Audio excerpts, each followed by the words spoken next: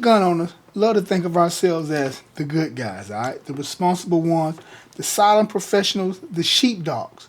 But what if our biggest enemy isn't some politician trying to take our rights? What if it's the person we see in our own social media feed? What if the online culture we're building is quietly making us less safe, less skilled, and less respected? So let's talk about the ego traps and internet habits that are turning tools of protection into props for performance and how we can and must fix it. Because right now, in more ways than one, we might just be our own worst enemy. Everybody ready? Let's do it. Listen, the conversation around firearms is almost always an external battle, us versus them. But the more I watch our community, the more I'm convinced the most corrosive threats are internal. They're the subtle behaviors we tolerate, celebrate, and amplify in our own ranks. These behaviors spring from a dangerous mix of ego, insecurity, and the warped lens of internet culture. It's a culture that rewards their appearance of competence over actually proving it. It's a world where the guy with the most expensive rifle and the most aggressive opinions gets all the attention, while the quiet professional who trains diligently gets none. This isn't just about online arguments. These habits have real-world consequences.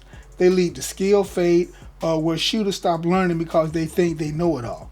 They foster unsafe practices that gets copied by new, impressionable gun owners. And maybe worst of all, they create a toxic, unwelcoming environment that pushes away the very people we need to bring into the fold.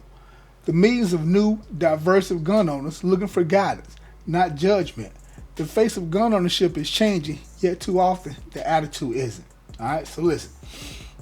The hard truth is that while the rate of accidental gun deaths has thankfully been on a long-term decline for over a century, the rot of performative ego threatens our progress. It creates a cultural hazard that stats can't easily measure. It normalizes being a liability. So let's pull back the curtain and talk about the specific ego traps that are holding us back. Alright, so let's start with the first one. The I've been shooting my whole life mindset, alright? This is the first and most toxic ego trap. The idea that time equals confidence. You hear it constantly. I don't need training. I've been shooting my whole life. This is one of the most dangerous phrases in the gun world. It's a proud declaration of ignorance. Let's be honest. Plinking cans with your grandpa at age 10 is a great memory, not a qualification.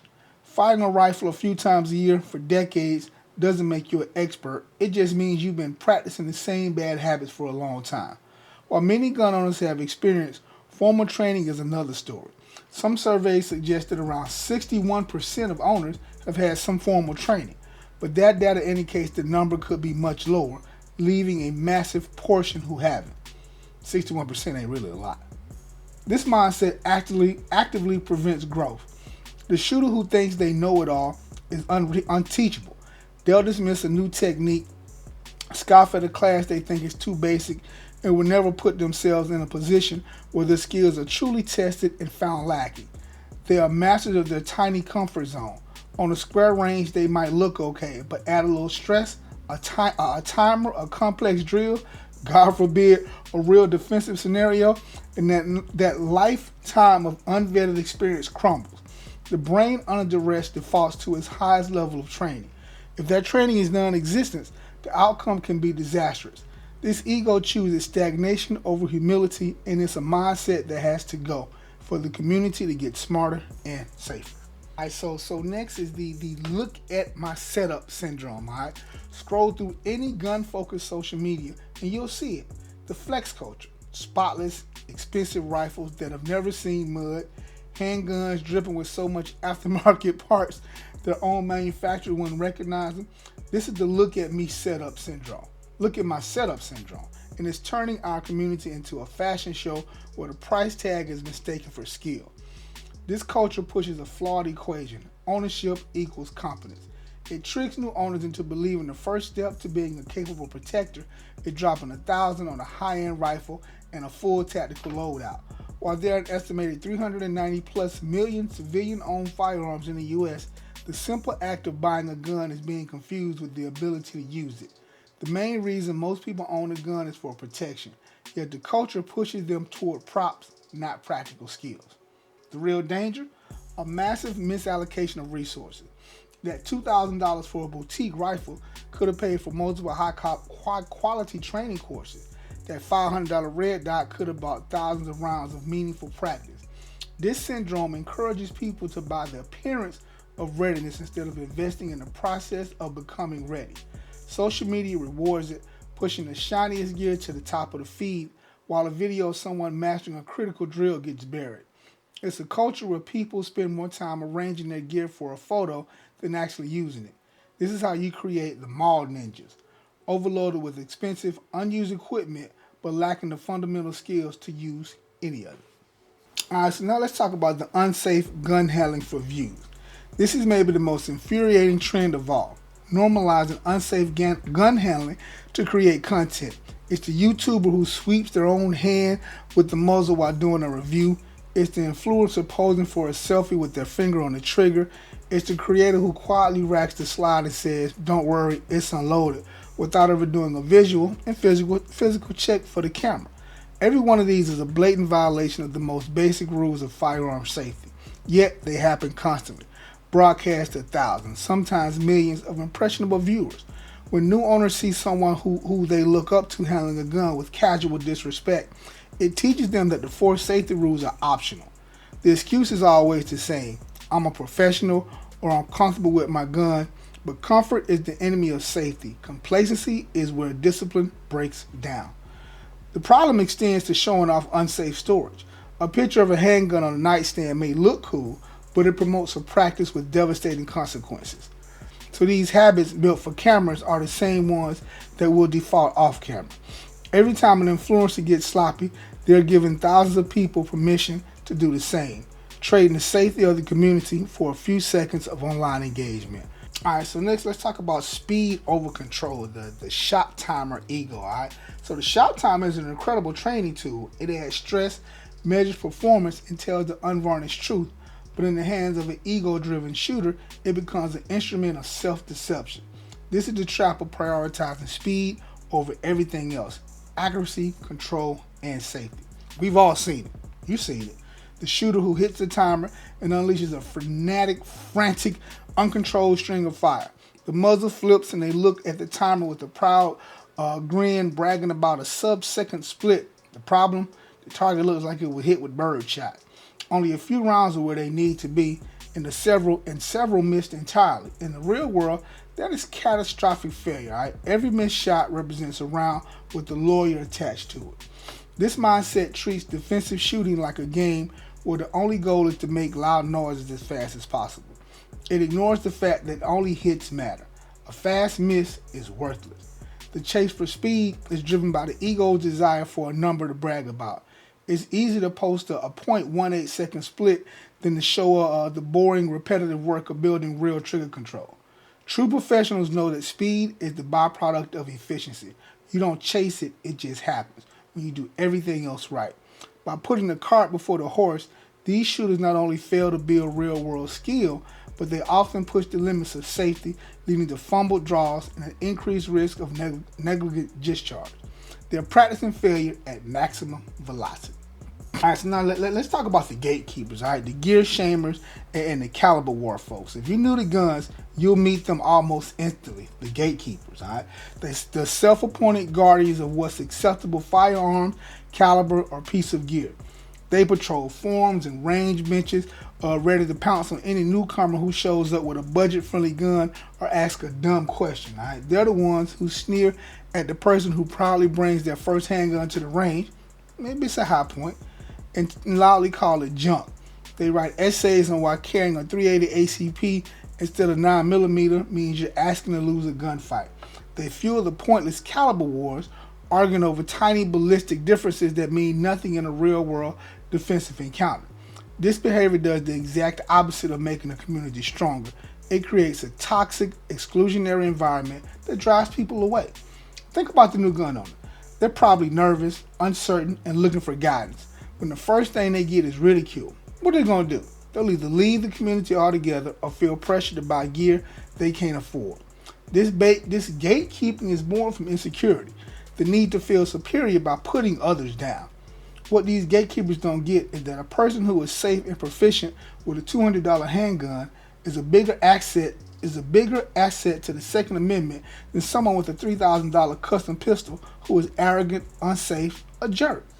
Our goal should be to build a bigger tent, not to stand at the door and mock people for gear they bring. Alright. Confidence posting without competence. Alright. The internet has democratized information, but it also democratized authority. In the gun world, this has created a dangerous character, the armchair instructor.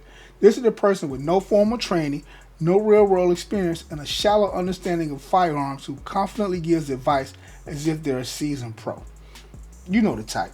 They watch a few YouTube videos, parrot the language, and then correct people's stance and critique their gear in the comments. The danger is that their confidence is often mistaken for competence by people who don't know any better. Some research has even shown that a portion of at-risk individuals list media like video games as a source of firearm training. When this confident but wrong advice is followed, it can lead to unsafe habits or ineffective techniques. Worse, when it's about the legalities of self-defense, it can land someone in prison. The armchair instructor who says just drag the body inside is dispensing felonious advice that could destroy a life. On the internet, a comment from a 20-year special operations veteran looks identical to one from a 20-year-old who has only shot a .22 in their backyard. The algorithm doesn't know the difference. This is why we have to be smart consumers of information and prioritize advice from vetted, qualified professionals over the loud voices, over the incompetent. Alright, so let's talk about the complacency kills, the nothing ever happened excuse. Alright, so this is the silent killer of a safety culture. The quiet justification for laziness that comes from a lack of bad experience. It's the nothing's ever happened excuse. It's the person who doesn't use a safe because my kids know not to touch my guns. It's the shooter who doesn't check the chamber every time because I always know when it's loaded. This mindset is a gamble against statistics, and eventually the house always wins. The house always wins. The vast majority of firearm accidents aren't from wild, reckless behavior. They're the product of quiet complacency doing routine actions like cleaning a gun or showing it to a friend. The safety rules were written for all the moments in between shooting, alright? There are redundancies designed to catch the inevitable human error. So while overall unintentional firearm deaths have been on a welcome long-term decline, even one preventable accident is too many. The fact that unintentional firearm deaths among children can see tragic spikes is a chilling reminder of what happens when complacency creeps into our homes. All right, arguing that you don't need to follow safety rule because you've gotten away with it is like arguing you don't need a seatbelt because you never crash. The rules aren't there to validate your past luck. They're there to protect you from future mistakes. The nothing's ever happened mindset is the ego convincing you that you are the exception, a belief that has preceded countless preventable disasters. All right, so let's talk about the competitive ego in a defensive world. This last ego trap is kind of subtle, mistaking the world of competitive shooting for the world of defensive shooting. Competitions like USPCA and IDPA are fantastic. They build incredible gun handling skills and test you under pressure, but they are games. A self-defense situation is not a game. There are no rules, no stage plans, and the only score that matters is survival. The trap happens when a shooter starts seeing a defensive encounter through the lens of a sport. They get obsessed with split times, reload speeds, and gamer gear that shaves 1/10 of a second off their score. They might neglect skills that aren't rewarded in competition, like de-escalation, situation awareness, or using cover.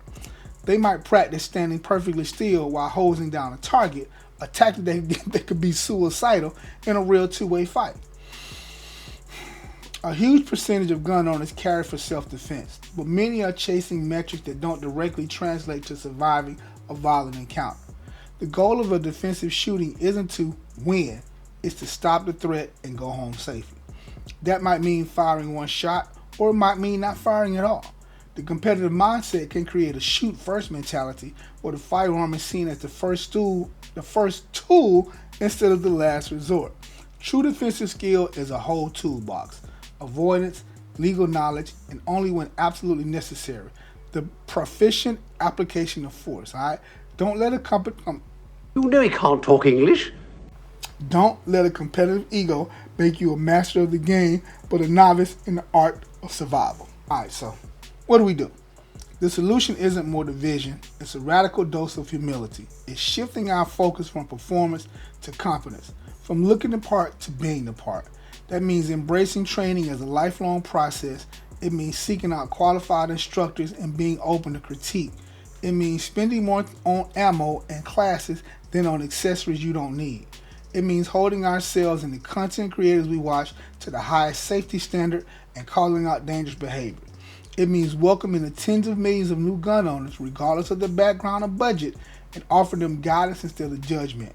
We have to be mentors, not gatekeepers, all right? So our community is at a crossroads.